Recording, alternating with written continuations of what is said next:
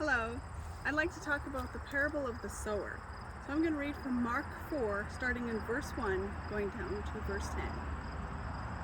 And again he began to teach us by the sea, and a great multitude was gathered together with him, and so that he got into a boat and sat into the sea.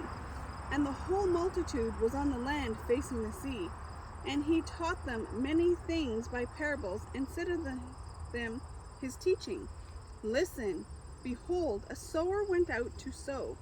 And it happened as he sowed, that some seeds fell by the wayside, and the birds of the air came and devoured it.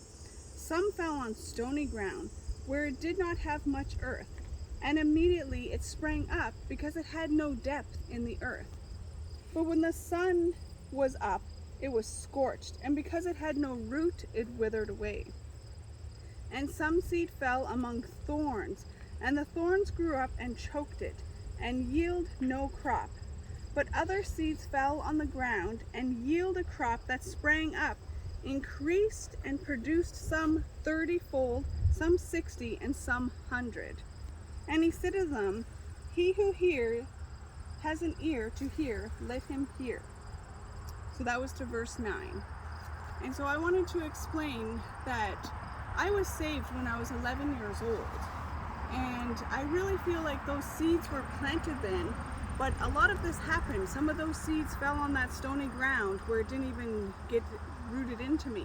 And some of those seeds were choked out by the thorns and the thoughts and the things of this world. And some of those seeds did go into good soil. But I fell away as a teenager, and I came back to the Lord in my 20s, and I started going back to church. And that's when those seeds started to become watered and fertilized, and they started to grow.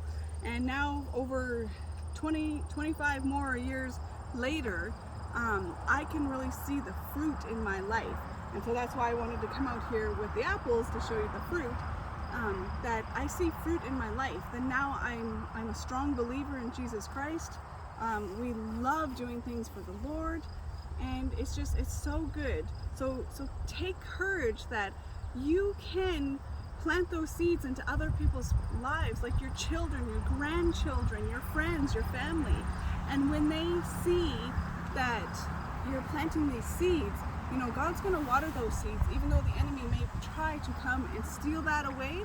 That remember that those seeds will be planted in good soil as you keep praying for them. Stay in God's word and pray continually. God bless you.